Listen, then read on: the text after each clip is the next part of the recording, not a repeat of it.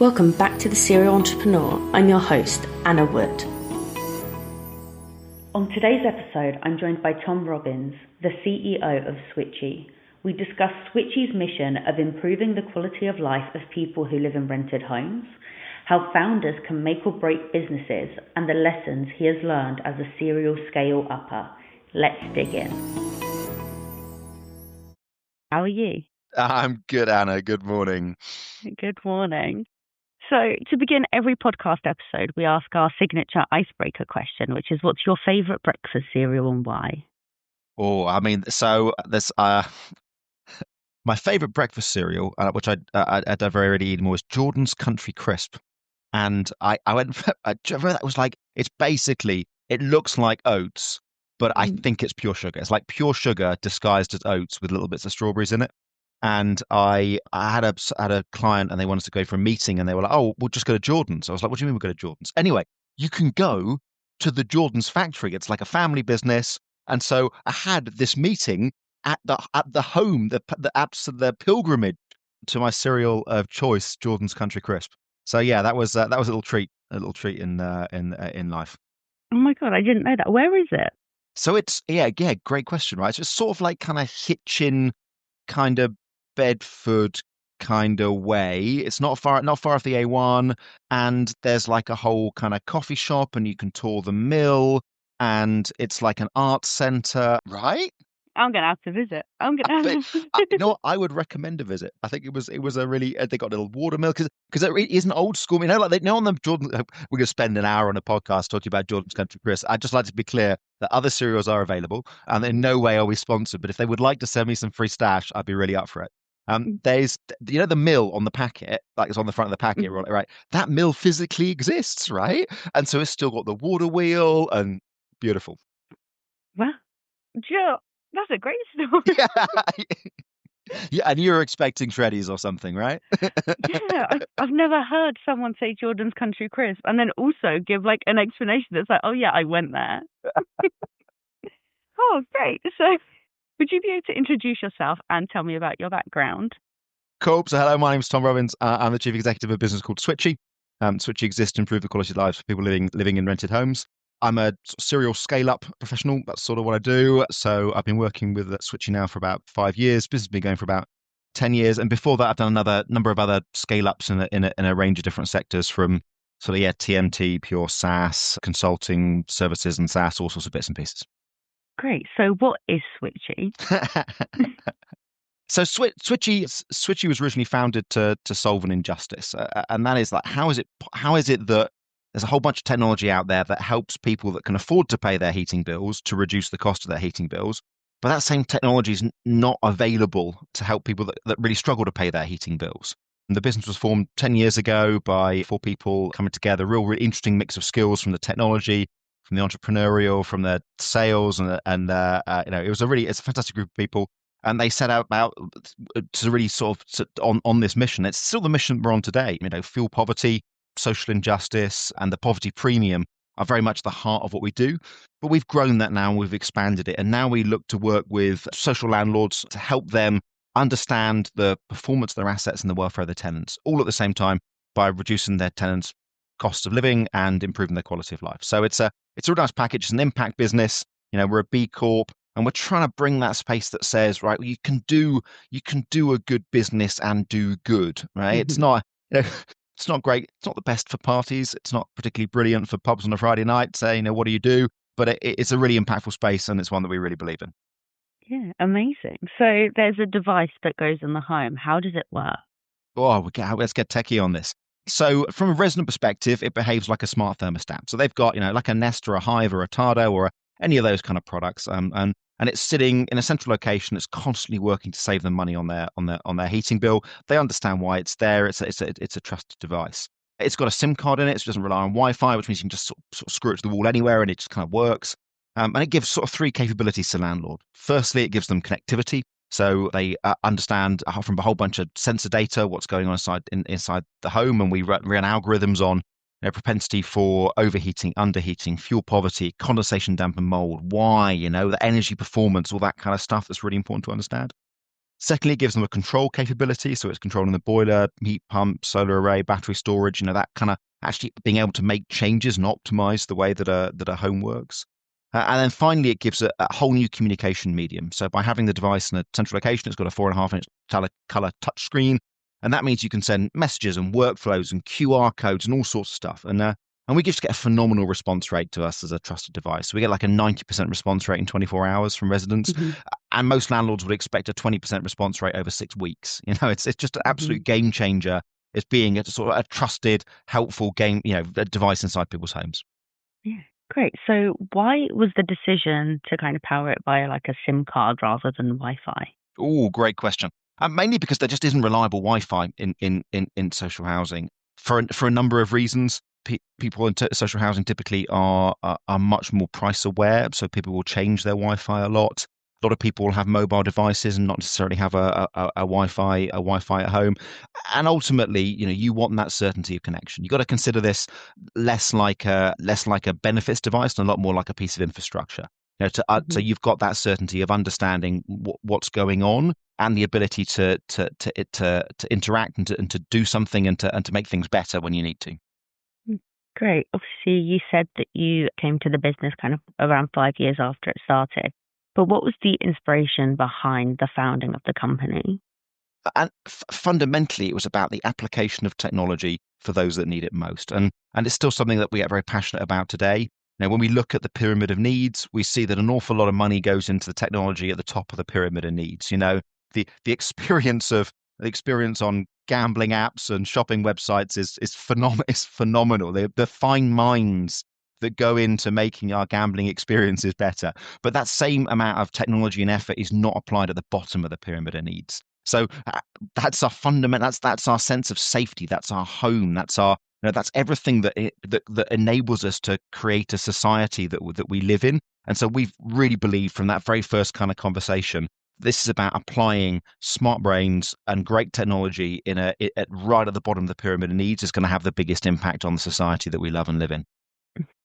Great. So, how do you work with housing associations and social housing providers who may be risk averse? No, so we've been on a journey. It's been 10 years. I think in the early days, we had this great bit of tech you had that kind of like many people that have great ideas. You're like, well, why wouldn't you want this? Isn't this brilliant? Like this is gonna fly off the shelves. And it's a great story actually, because we came up with this bit of technology and it really came down to asking the wrong question. We came up with this bit of technology and we said, we've got this smart thermostat style product, for social housing for tenants. Do you think it's a good idea? And we spoke to housing associations and local authorities, and they said, yeah, it's a great idea. We think it's a brilliant idea. It was fantastic. So people put the nights and weekends, and they worked around their jobs, and they put the hours. They made the bit of tech. So we went back to social housing providers. We said, we've done it. We've made it. Do you want to buy some? And they said no. And we said, but you said it was a really good idea. And they said, yeah, we think it's a really good idea, but we're not going to buy any, right? Because Hmm. it's going to save the resident money on their heating bill. What's that got to do with us? We think it's a great idea. We'd love you to have some. Maybe our charitable foundation can have some to help tenants. And that's the point we realized that actually, if we want to make a societal change like this, then we need to look at the entire benefit cycle. So we need to deliver to landlords. It's got to be in their interests. And we very much see, particularly working in the social sector, that if it's in a landlord's interest, it really is in a tenant's interest as well in terms of delivering better services. So we've really felt in the early days, that it wasn't just about doing a cool thing. It was actually, no, we've got to deliver ROI, and that's really been our focus for quite some time now. We've seen that legislation has changed, so we've seen that social housing has gone, perhaps from a best endeavors, a sort of a semi-charitable, a kind of you should be lucky to have it kind of approach, much more now through to the appreciation that housing, and particularly social housing, is a fundamental piece of infrastructure. And the legislation's evolved to reflect that, and you've just got to start thinking about housing in the same way as we think about our electricity grid or the train lines, right? We need to have the same assurances, controls, security around those kind of assets. And the legislation's followed that. So now we help our customers be compliant with that legislation, really exceed that legislation, but also we deliver a tangible ROI. So it's how we save them money. And that comes down to better engagement with tenants. It comes down to dealing with things proactively rather than reactively. And really simply, one of the largest housing associations in the country, they said that If we understand a problem through Switchee, we can solve it in 3 visits. If we find out from the resident, then it typically takes 7 or more visits. Mhm. And just that difference of it being significantly cheaper to be proactive is yeah, absolutely the heart of what we do. Yeah. Do you think changing legislation has worked in your favor? Some of it. Look, the favor is an interesting one. Interesting one. We're not here to solve a legislation problem. We're here on a mission, and if the legislation aligns, that's really helpful. Some of those pieces of legislation have been fantastic, and very much aligned to what we do. The Fitness for Human Habitation Act, the Social Housing Act, both are driving towards higher standards. They're driving towards, a better outcomes. And we're really supportive of all of that. But sometimes it's going to get a bit difficult. So one of the pieces of legislation that's coming out at the moment, Awab's law, is particularly focused on condensation, damp, and mold. But the tack that's been taken is that they want landlords to react better to condensation, damp, and mold. And that wording's a bit dangerous because I don't think what that would suggest is that you stop being proactive and you spend more time and effort being reactive, right? And that's not what we want anyone to do, right? Mhm. We really want people to be more proactive. So sometimes, we're working, we're lobbying with government to make sure that they get what they want out of the legislation that they're writing. Yeah, great. And I think with something like that, it's much better to kind of prevent it rather than Well, fix of course, it. right? Of course, like if we measure people how good we are, like reacting, it's human nature, right? If you set a measure that says, how fast do you react when you know about something? Well, we're going to get to a place where people go, well, look, I'll find out at the last possible minute and I'll do the smallest possible thing, and therefore I Hmm. pass. Winner.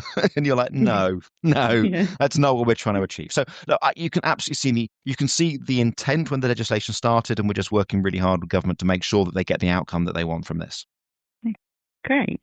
So earlier on, you mentioned that Switchee is a certified B Corp. What does this mean in practice for your culture and operations of the company?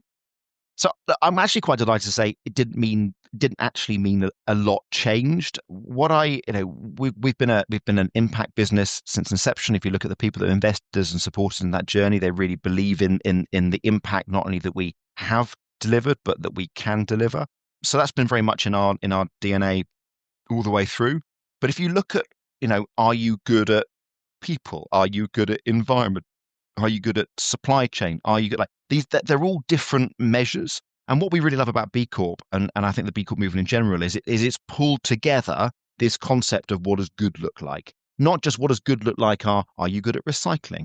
Are you good at supporting, people coming back to work after babies, right? There's all of these concepts, right? And it's actually saying, no, as a business, we are good at the environment and our shareholders and our customers and our employees and putting it all together. And I think B Corp's been fantastic for that. So when we first did our B Corp assessment, I think it's sort of whatever the pass mark was.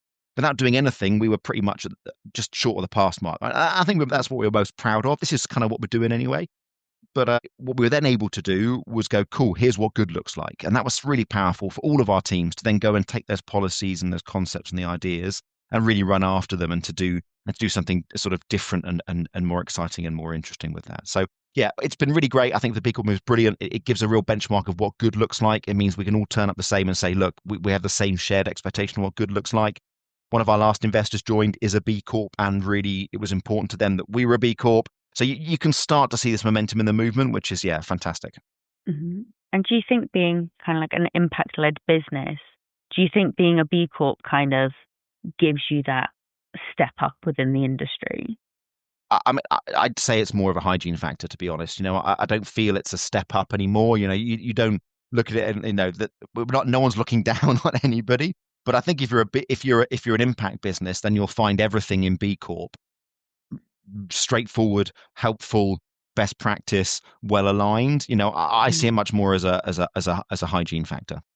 Great. So, what are the challenges that you faced on the journey so far, and how have you managed to overcome them?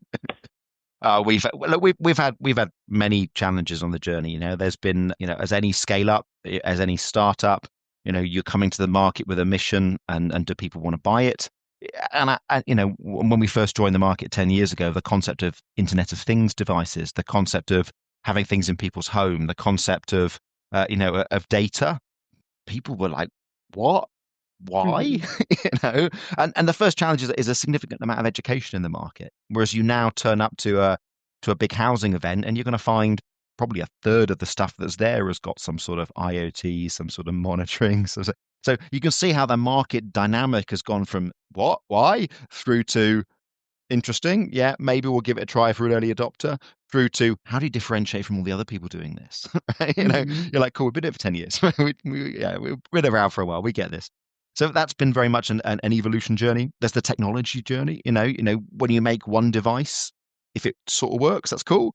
If you make 100 devices and one of them fails, you can roll with it. Make 1,000 devices and 10 of them fail. It's a bit painful. You make Hmm. 10,000 devices and 100 of them fail, you got a problem, right? So, like that kind of natural evolution as we've gone up through the manufacturing quality standards, as we want to be, we want to really ahead of the game. That's been really fun.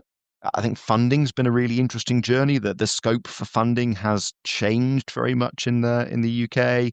We've gone from a place where there was no such thing as ESG funding, and it was Hmm. all really kind of angels and visionaries and some very small kind of almost charitable funded impact fund, and then we went to the place where we had this big ESG boom, and like suddenly everyone's an ESG business. It's really exciting. We're all counting carbon. We're all doing stuff. Everyone's pension money.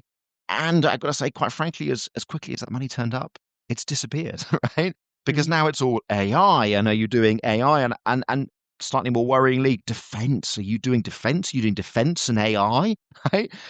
There's a sort of fickle nature to the market, and that's why we just to a point we're sticking to what we do. We want to do it really well. We want to do it the best we possibly can.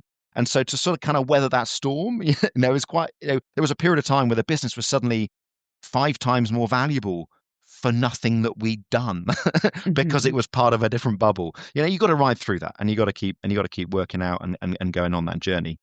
And then finally, people are really interesting. A business ultimately is a group of people, and as you go through that stages, those periods of growth, you need to hire different people for different things and different kind of challenges. And we've got some of those incredibly right, and there are some amazing people that have been up through the journey and evolved and grown with us and that have been with us for a long, long, long, long time that I'm incredibly proud of.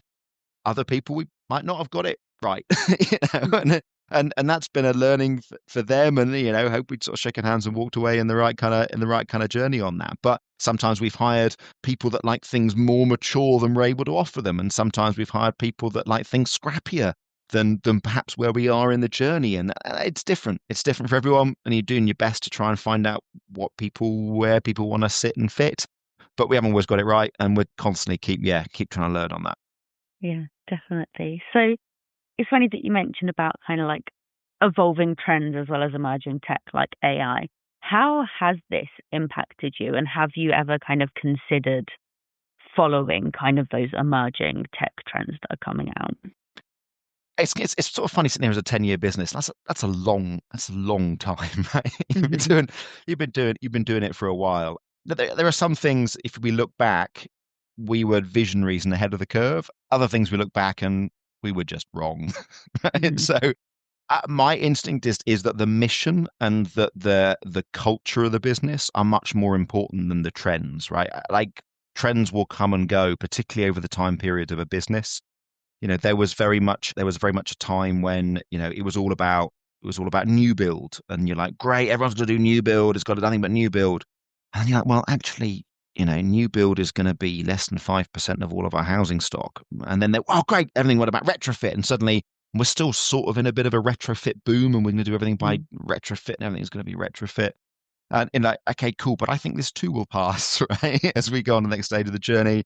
So I think our view is, look, you'll definitely see our marketing and our narrative evolve very rapidly to reflect the trends, without a doubt. I mean, you have to, and if people are sitting down in boardrooms and making big decisions, and their decision maker goes, well, how does this fit with retrofit?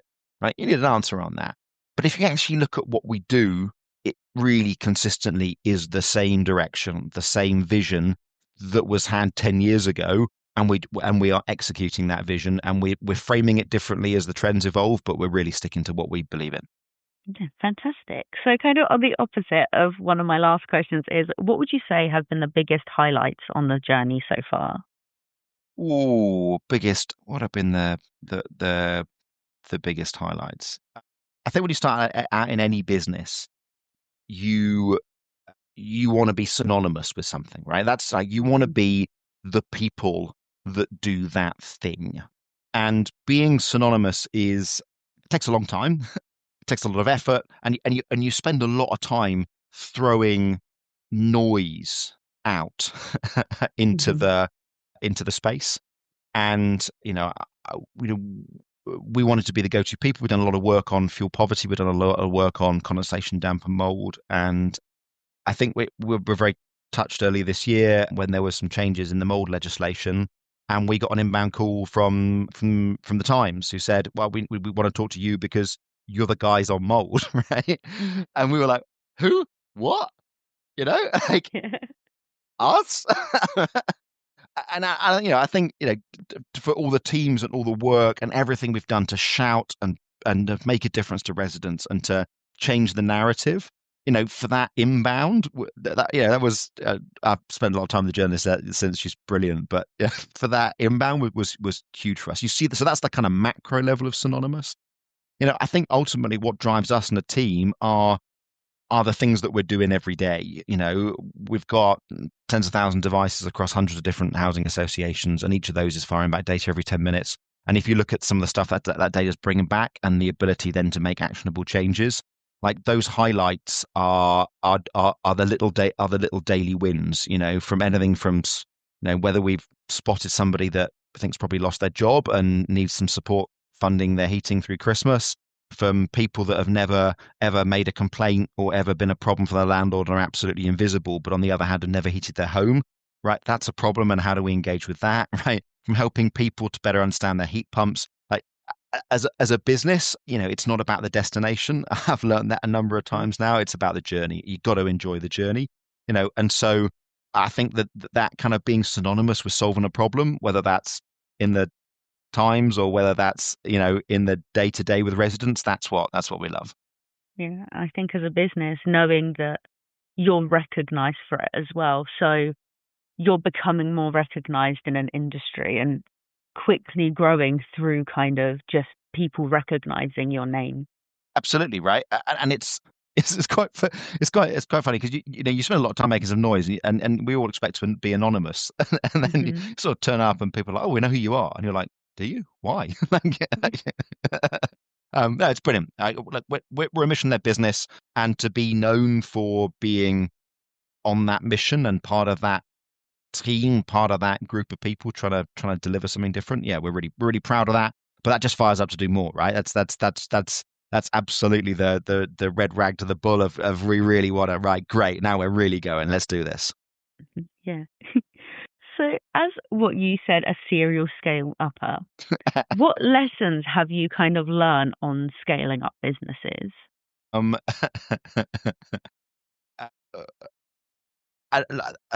yeah, lots that I can talk about there. Firstly, the founders make or break businesses. Like a founder's ability to break a business is almost perfectly equal to their ability to make a business. And I've worked with a number of different founders over the years, and if you look at successful founders, they're the ones that know the thing that they do really well, and then they get out of the way. If you look at the unsuccessful founders, then they're the ones that think they can lead the thing all the way through, and it consistently doesn't end well. And I think that society is fed a very inaccurate message of running a business.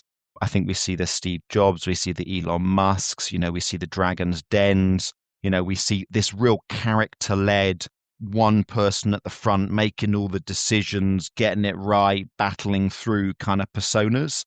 Look, I'm not denying there are those businesses, right? But they are a very small proportion of the way the rest of the world works. And the rest of the world works about getting together everybody's skills and delivering a collective output. It's not about any one person. And so my big thing in terms of the scale ups that I'm prepared to get involved with, for me, it's all about understanding the founder. Like, where's their mindset? Do they have the emotional awareness? Do they have the self awareness of what their strengths and weaknesses are? And they're prepared to get out of the way for the stuff they don't do very well? then yeah, that's pretty critical. And then the next thing is really about people, Mhm. and picking the right people for the right stage of the journey. And the people that got you here really are very unlikely to be the people that get you there, for, for, for all of our best efforts. And, you get to a point where you're like, oh, they've been with us for ages though. They've been here so long. And you're like, yeah, but they're miserable and they're not really doing a good job. And so if we love them, the right thing to do would be have a conversation that says, you're going to be happy somewhere smaller else, where you're going to scale it up and through, right? And you look at the big businesses, and one of the metrics they keep talking about is how many people have left and formed and started their own business. And it's something we're really passionate about with Switchee as well. If you look at that, the early group of people involved in Switchee and the amazing things that they've gone on to do and the businesses that they've founded and the world that they've changed, they're just world changers. That's what they do. And it was amazing to have them with us for a bit of the journey. But it's not a forever, right? It's about picking the right team for the league you're in, for the game you're playing, right? At that moment in time. And yeah, now that can be difficult, and particularly when you're the founder and you've got emotional relationships. But it's the big unlock, and one of the big unlocks I typically do when joining a business. Yeah. I think it's interesting. I spoke to different founders before who, before founding a company, worked at a startup. So I think startups kind of attract a certain type of person who knows they want Absolutely. to be in it. And Yes. maybe they already have something brewing in the back of their minds, but they're not quite ready. And then they Yeah, they're getting see, tooled up, right? Like yeah. they're learning, they're watching, they're seeing how other people do it. Absolutely. And what I'm looking for is like, if you talk to any fund and someone turns up and they're a second time founder, I mean, they're literally 5, 10 times as valuable as a first time founder Hmm. because they've learned and they've been on their journey and they've screwed it up and they've worked it out. And, one of the things that when we look at why the US is so much better than Europe when it comes to building and scaling businesses, and I think we have to just accept that they are. And that one of those things is their perception of failure, right? I think in Hmm. the UK, it's that like, you shall doff your cap and head in shame, and you shall never ever ask to run a business. You're like, whoa, whoa, whoa, whoa, whoa. In the US, if you haven't failed 3 times, no one will lend you money, right? Hmm. 3 times, not once, 3 times, right? Because they're like, we haven't learned lessons there. Now you need to go on that journey, and that risk perception, I think, is very different in our culture. And there are some good parts of that, but I think there are some bad parts of that, particularly when it comes to higher risk environments like startup Hmm. and scale up. Yeah, funny you mentioned that as well, because when I've spoken to founders from the US, they often talk about like, when you fail, we make sure to fail fast so they can move quickly. Whereas I think in the UK, it's very much about trying to avoid failing. At any And then, cost. yeah, but if you do fail, it's kind of about trying to dig yourself out of the hole rather than being like, Yeah. okay, that didn't work, let's move on. And people I make wrong think decisions. Absolutely. yeah, because wrong decisions kind of lead to the right ones eventually. No one's going to get it right all the time. No, no. And I mean, it's it. Like it's a high risk gamble. And that's not, as the business evolves, the narrative changes. And once you get to the sort of our kind of scale, you're looking at a different kind of risk profile. But definitely, when it comes to people and it comes to risk, surviving those early years are really about that ability to make those calculated choices and to back yourself. Yeah, great. So, as my last question, I want to ask, what do you think is next for Switchy, and what goals do you have for the next year? Look, I think for Switchy, a lot of what we do is kind of not changing, right? Like we're 10 years into it, we're on a mission. That mission is not going to change. The world is definitely changing around us. It's a challenging time for housing at the moment. There's less money than there's been before. Now that both presents a risk because there's less money than there's been before, but it also presents an opportunity, right? And I do believe the housing sector needs to change its operating model. It needs to be more dynamic, and it needs to evolve, and it needs to be proactive rather than reactive, and not just focus on firefighting, but really question why there's a bloody fire at all. So it's going to be an interesting period in the journey. It's going to be different from any other period in the journey, but our mission will remain the same. Switch exists to improve the quality of lives for people living in rented homes. We've got the most mature, exciting tech stack we've ever had to do that. We've got the most wonderful customers. We've got the most wonderful tenants and homes that we're delighted to be part of. And so the next year is kind of going to be a bit more of the same, but we've got a different set of winds, a different set of waves that we're going to be navigating through that. fundamentally we're about growth and we're about impact. So on one hand, we want to get into as many homes as we possibly can to support as many people as we want to support. But from a tech perspective, we also want to keep adding more to the homes that we're already in. So we've got some really great features coming out that are helping customers be more proactive. We're looking at how we deploy AI across our tech stack, and particularly about how do we take the really quite complex data that we have and make it more accessible, more usable, more conversational. And I think some really exciting times in applying AI to help people not change the way that the smarts are done. They're pretty good already. I mean, that's a from the future, but really about making them accessible, making them available so that anyone that walks into that home that's looking to help that tenant has the best possible information and gets the best possible outcome. Great. So is there anything else that you wanted to add or plug at the end of the podcast?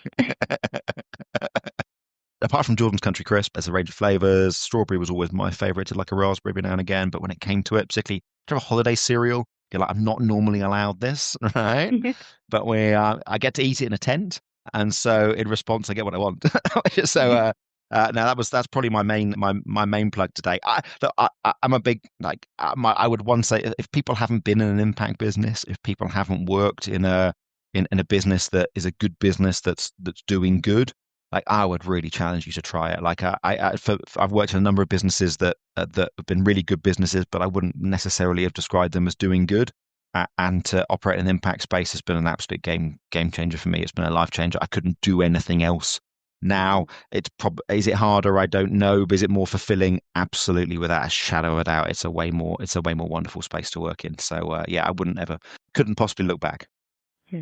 Well, amazing. And on that note, thank you so much for coming on the podcast today. It's been great learning more about Switchee and chatting to you and learning more about Jordan's Country Crisp.